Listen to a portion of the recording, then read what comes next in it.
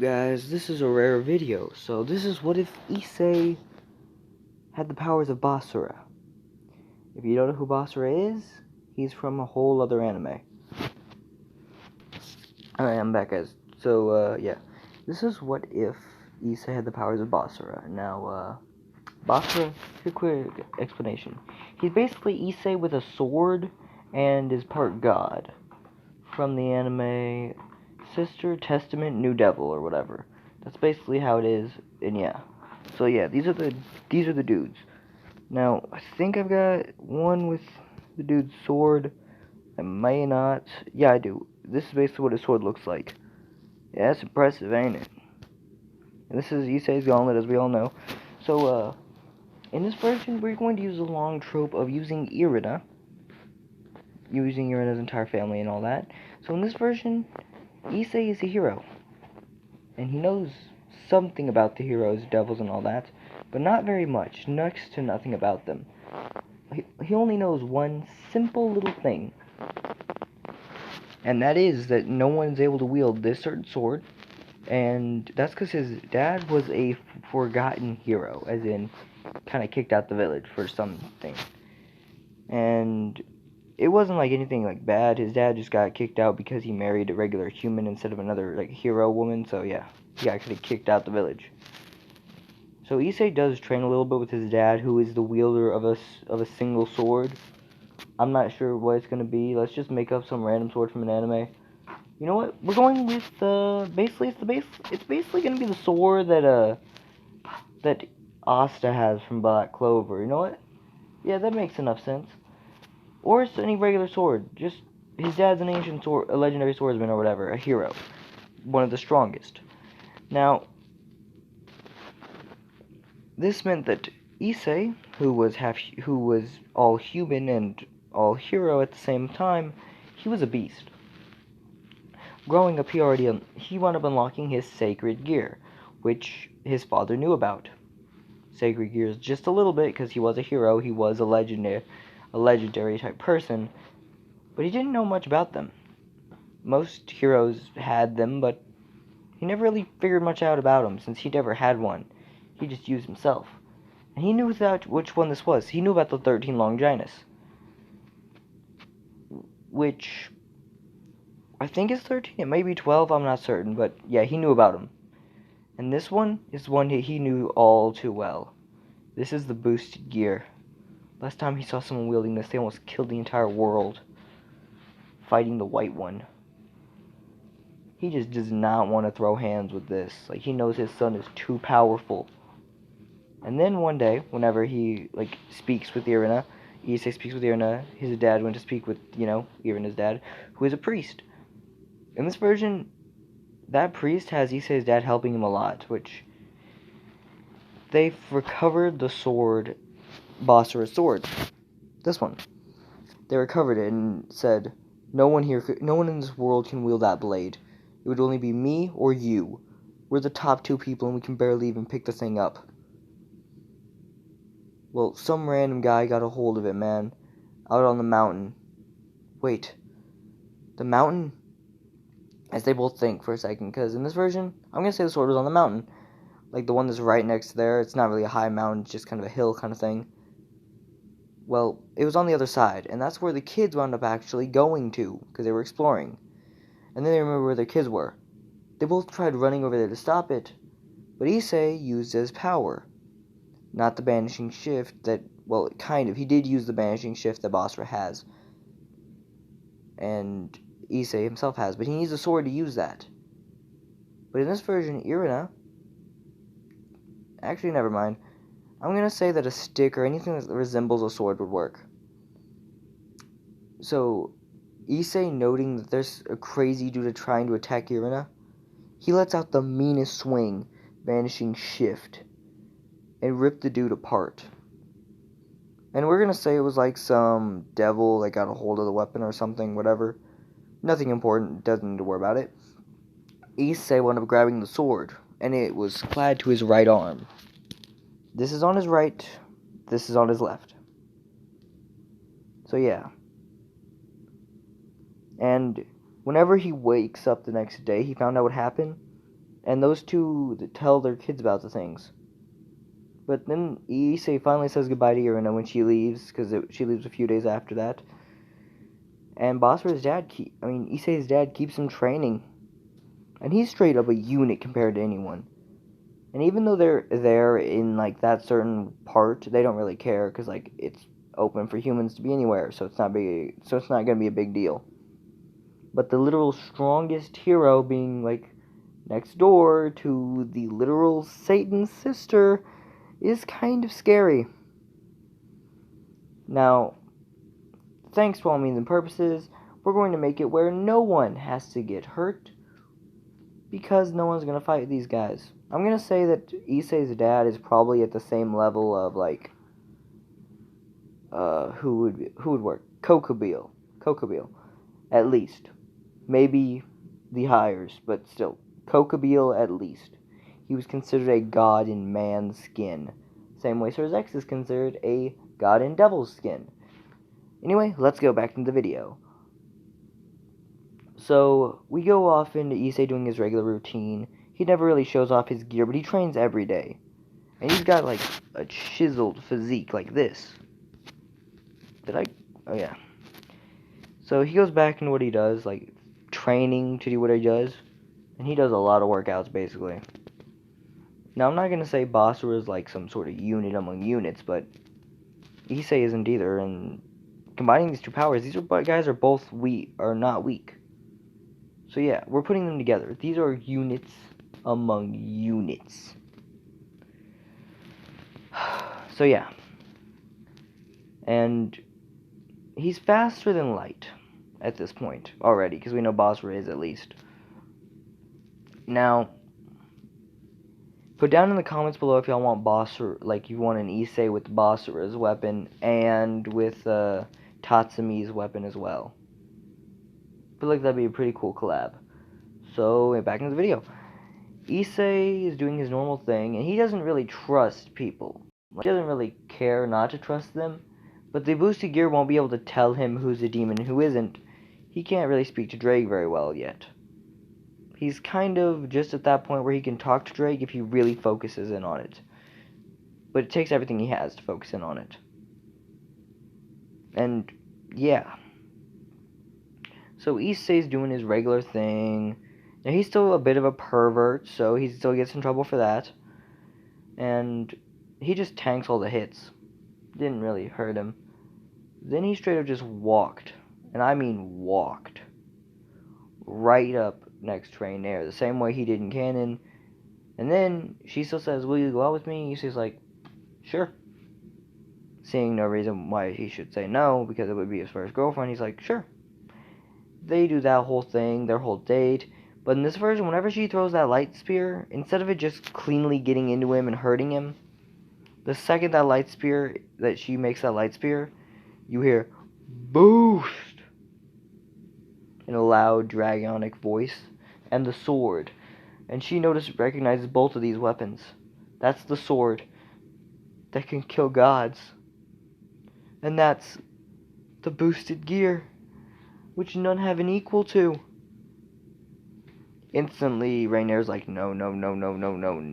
If he already awakened both of these powers, I am not winning this fight. She's thinking this, and then, for all plot convenience, she's managed to actually get that spear to stab into Issei. Now, this didn't kill him. He banishing shifted 1 or 2 before this one got him. But he's still standing, and he's like, that wasn't enough. And then you hear, "Of course it wasn't, boy." He turns around, he sees a yellow-haired fallen angel. You know, that blonde one that looks like a lolly. He sees a blue, large woman, fallen angel, and then he sees an almost middle-aged looking man that's a fallen angel. He's like, no, there's more of them. I could barely keep up with one of these things. And he said, at least I can keep up. Banishing. Right when he yells banishing, right before he yells shift, as it was right about to happen, it got him right in. There was a light spear penetrating through his stomach and 3 through his back. As he tried standing up again, he was hit with another light spear as he gave out and collapsed. this being enough to seriously wound him, almost killing him instantly. And it would have killed him, but then whenever they're like, let's get you back there so you can heal up, saying that to Rhaenyra since she had been getting into a fight with the literal beast. And they drag her, so she can get, like, healed up and all that. And then Rhys, who Issei's thinking of Rhys again for some reason, whatever. As he is about to hit the ground, he wakes up and she's completely healed. He's confused. How is he healed? What's going on? And then he notices the woman in his bed. Yeah, that whole thing goes like canon. But then the next few days, like, whenever, like, that one dude, like, found Issei, it was the same dude, like, from that other thing that killed him. He was like, wait, you're not dead? How? And then Issei's devil wings pop out with the mark of Grimory on his hand. Or in this version on his, I'm gonna say, yeah, it'd still be on his hand. But in this version, Issei pulls out the weapon, this sword, and the boosted gear at the same time on both sides. And he said, if you're going to try to kill me again, this time I'll be the one killing. Hearing this, he's like, nope, nope, nope, all types, and nope. He's like, I'm out. But then Issei thinks about something. He knows that Rhys said he had all 8 pawn pieces, but there was a power-up he got. And he felt it was a little low. So he actually, once that was done, and he talked with the whole Milky and all that. Milky is the name of one of the people who he has to, like, work with. Like, one of the people who summon him. If you know who it is, you know who it is. The chick dude, whatever. That's monstrously muscular and tall. Anyway, back into the video. So yeah, Issei is completely, like, confused about all this. Like, he's wondering where he is, who is around him. Because he knows he felt the pain of those light spears. And he knows those were fallen angels. And he knows now, since Rhys is a devil and she made him into a devil, he is enraged. He was the hero, the son of the mightiest. He would take the place of the truest hero. That was going to be him, but now he's a devil? How could the highest fall so low? Enraged, he hit the ground, as it actually a small crackle of power hit the earth. As he said, fine, I'll be a devil for now. A few weeks pass. The familiar thing goes basically the exact same, honestly. Asya still got her same familiar. Issei still didn't get a familiar. But then the fight with Riser goes way weirder. So, Riser, he's heard of the sword and the gauntlet. And he wouldn't want either of those to fight against him. Like, those are legendary weapons, each of them said to be able to kill a god. And he's like, I'm not dealing with that. But he didn't know Issei has it. So, yeah. He made the same stuff, he said the same stuff, and Issei in this version, he does not care. Like, when that chick came out to smack him with the bow staff, he straight up just sliced it clean through. And hit the other part of it flying backwards. And he actually put his sword to Riser's neck. He said, boy, if you're going to be here, you're not going to start trouble. Do you hear me? With his sword clenched in one hand, saying, oh, so you're a knight. No, I'm 8 pawn pieces that are strong enough to kill you. Understood, Riser. Oh, is that really?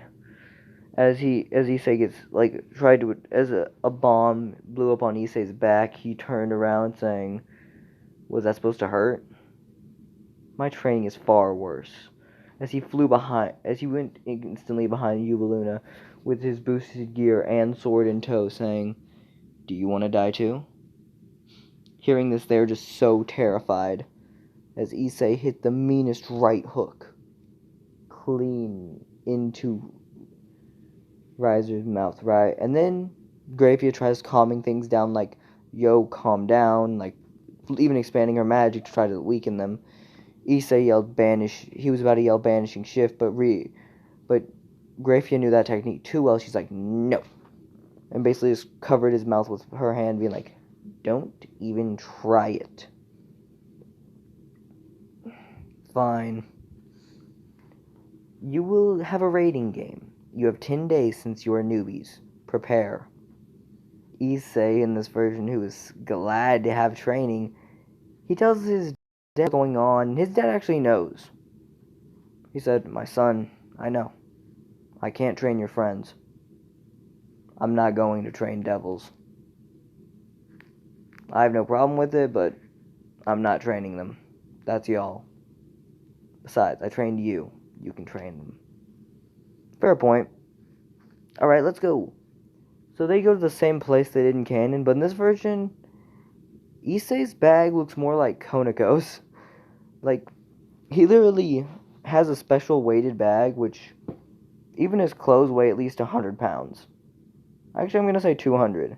He's wearing 200-pound clothes as, like, workout clothes. And his bag is about 3/4 the size of Konako's. So it's pretty massive. And he's taking step by step by step.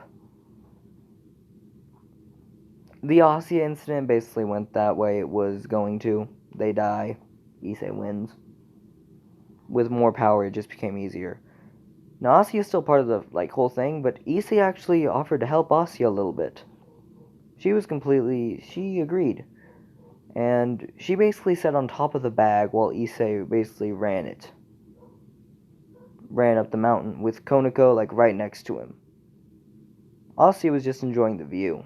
Kiba was struggling to keep up with them, but his speed actually allowed him, and the fact he had the way lightest gear.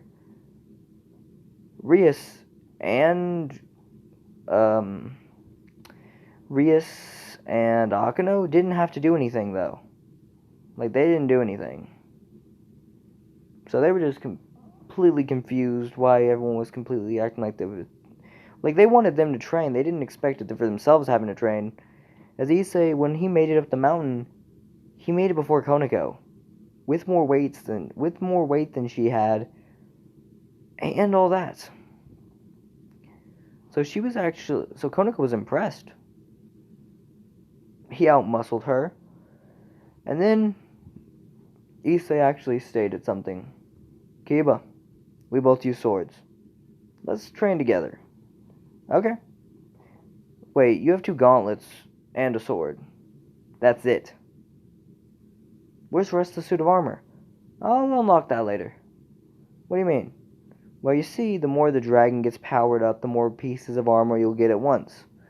And this other one, if I put more power into it, I can get more armor, but probably not much. I mean, I can get a full suit of armor from either one of them, but this one's going to be a silver one, the one with my right arm, and the one with my left arm. The gauntlet's going to be a red one. I've talked to Drake about this, about the weapon and all that. Honestly, I just don't know how. I just don't know how much more power I'll need to do it.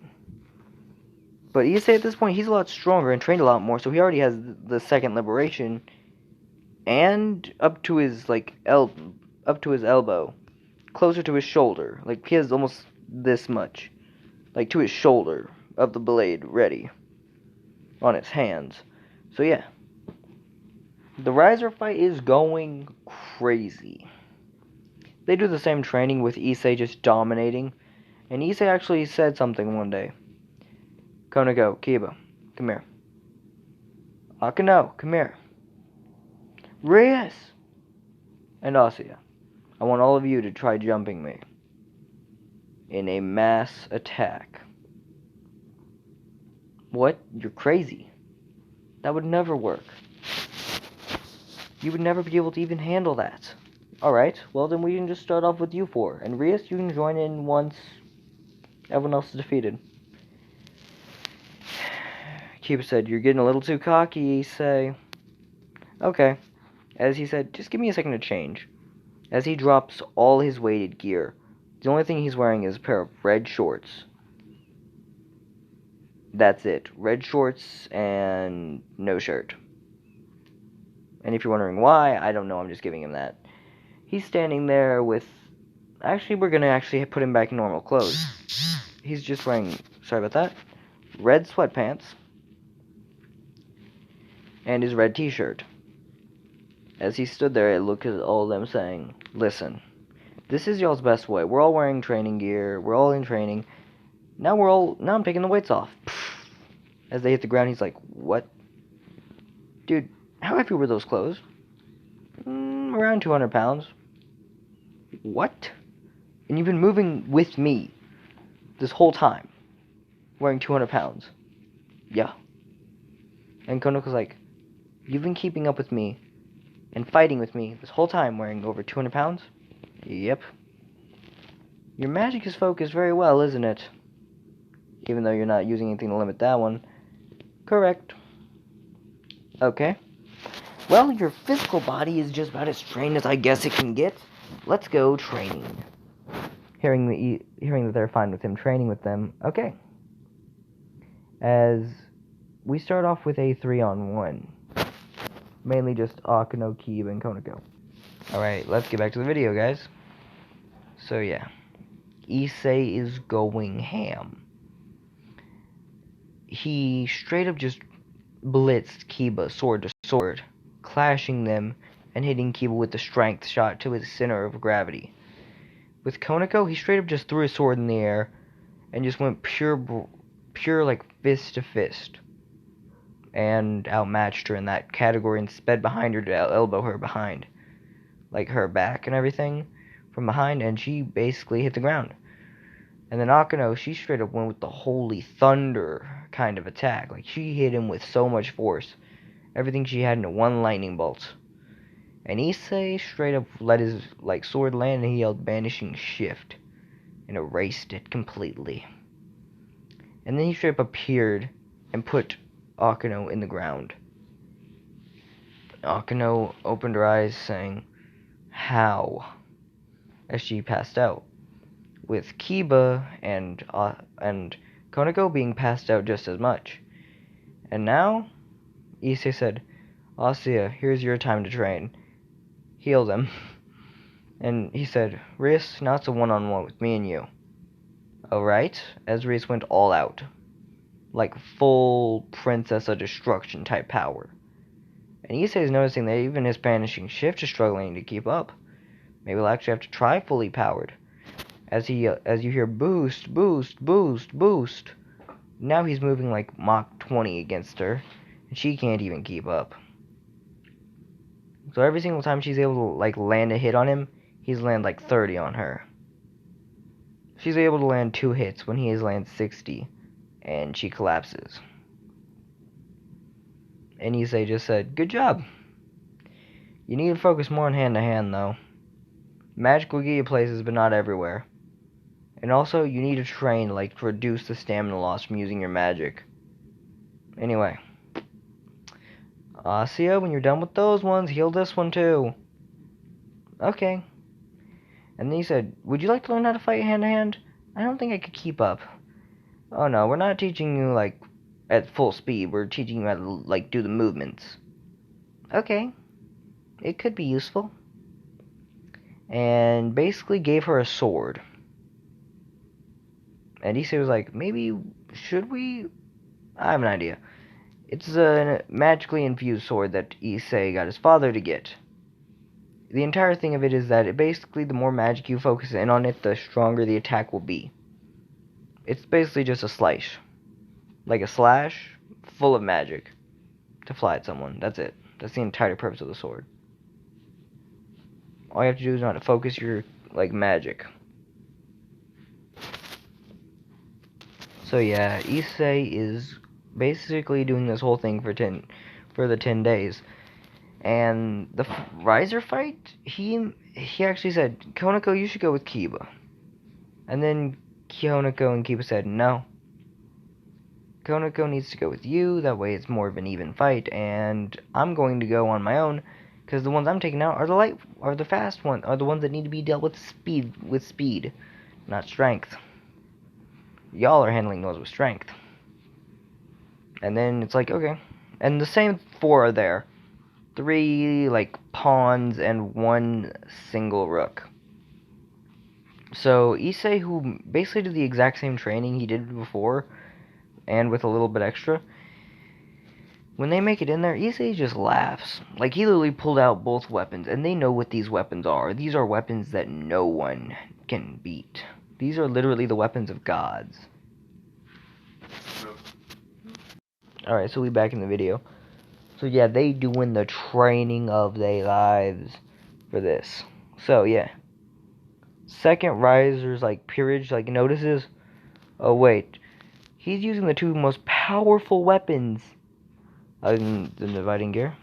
Alright, so we're back. So yeah, the riser fight is going crazily different. So yeah. So Konako, she still has to fight that one single rook, and that's the whole thing, same exact kind of thing, a little bit better on her end because, you know, she's a little bit stronger.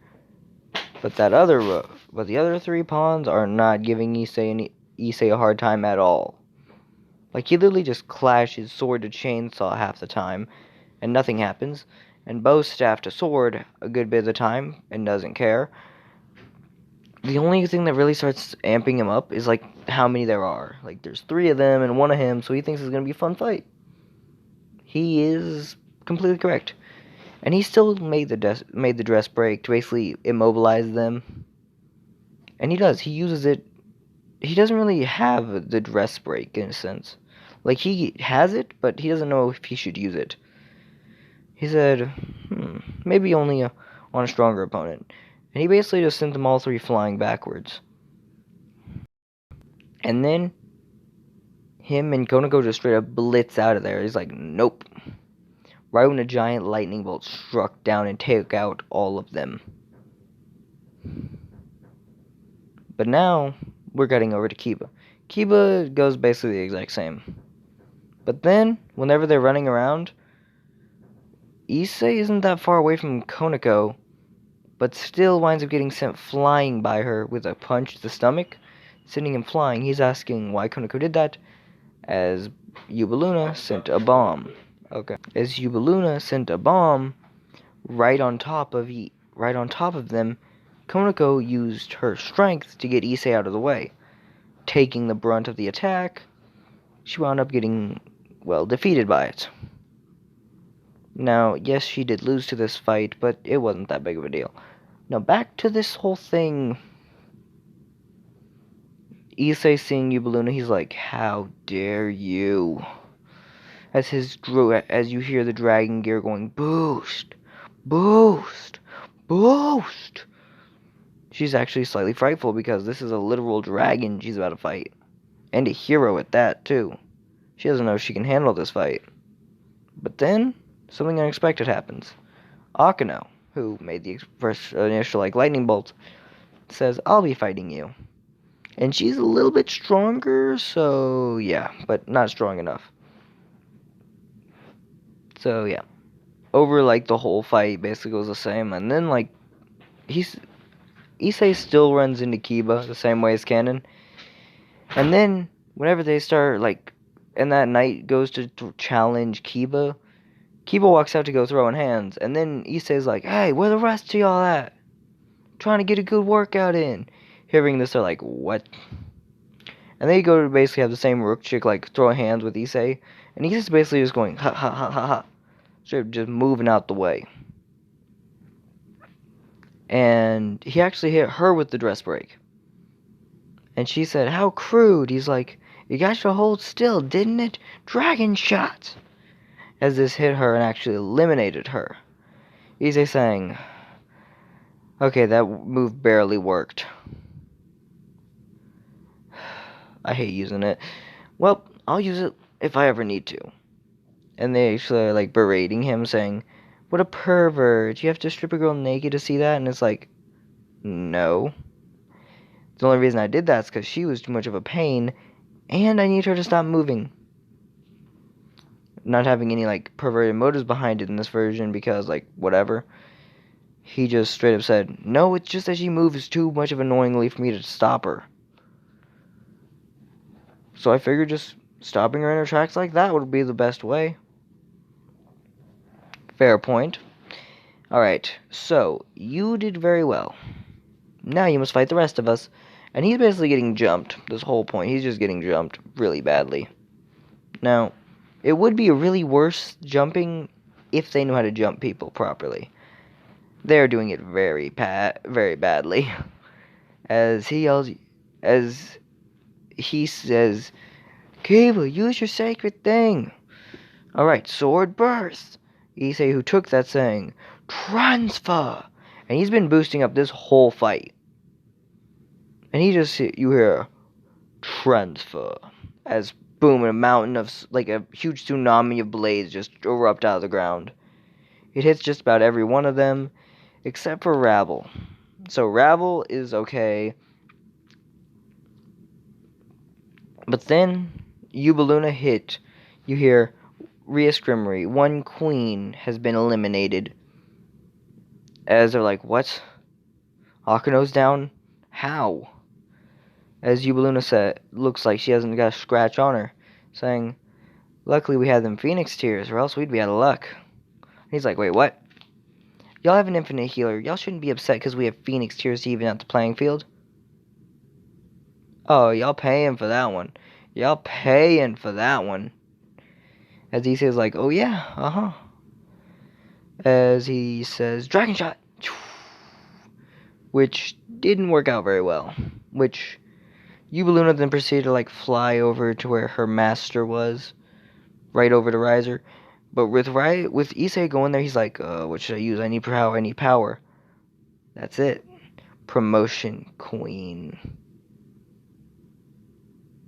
Or Rook, or Lily. Actually, I'm not certain which I should use. We're going to say Promotion Queen because it's basically a mixture of those three. So yeah, he says Promotion Queen. Because he has all of his, like, pieces unlocked because of Rhea's before the fight, he yells Promotion to Queen 8 times. Which I'm not sure if that would really work, but we're going to say it does, like, somewhat work better. So it's basically like 4 Rhea's powers are adding up into him. Even if you say it's only, like, a small, like, fraction of Rhea's power, it's still pretty impressive, because there's, like, 8 of them, so yeah. So yeah. Issei is just looking eye to eye with Riser. Riser, who then proceeds to fight Issei in a one-on-one, oddly enough surprised, because this is a powerhouse of a fight. And Issei's been boosting ever since, like, that one transfer. And that was like 2 minutes ago. And every 10 seconds his power doubles. And 2 minutes would be making that. So this is like 12 boosts.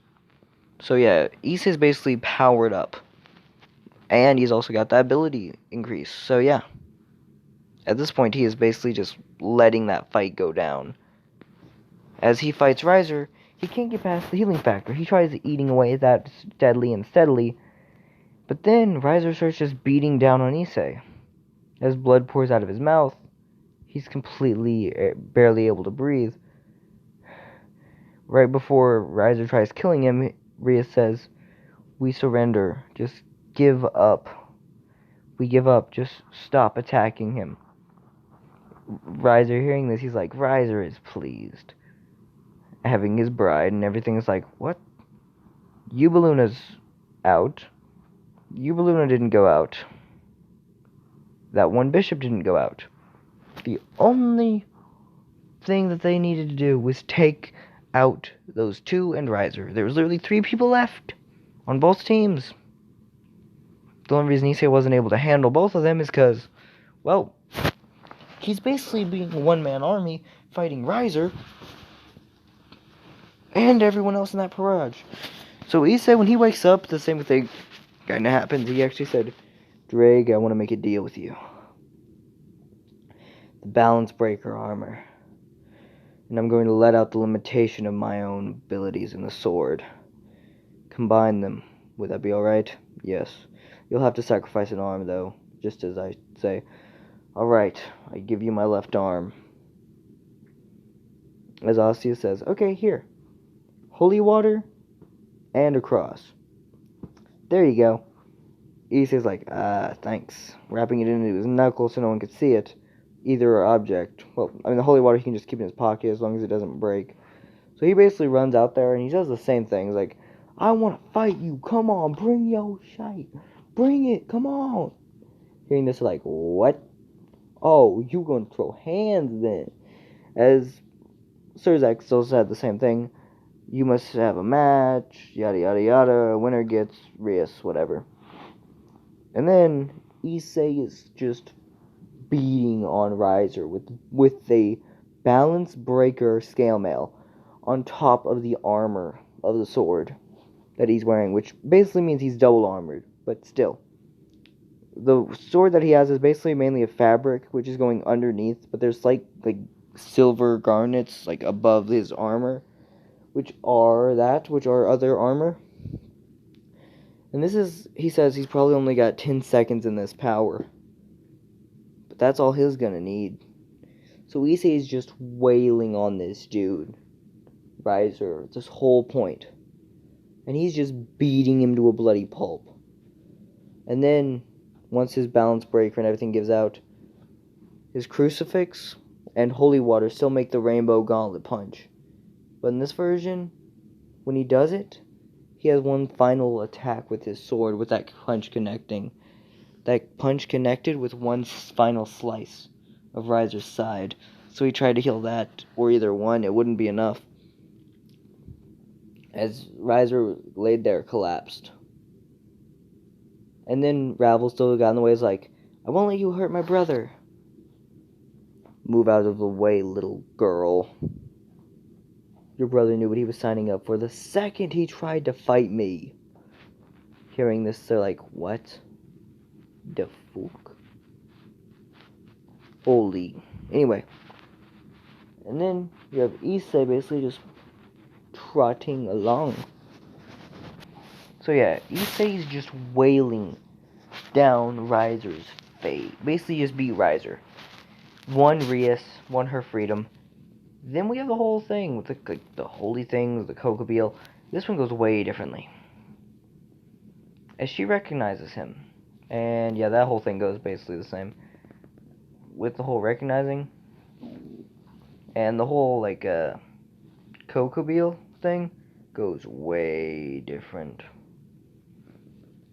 Because Kokobeel, when he tries stepping in, the first thing that happens, while they're all seeing the Cerberus and all them, you hear footsteps approaching the very, where he is, the very barrier, as he said, let me through.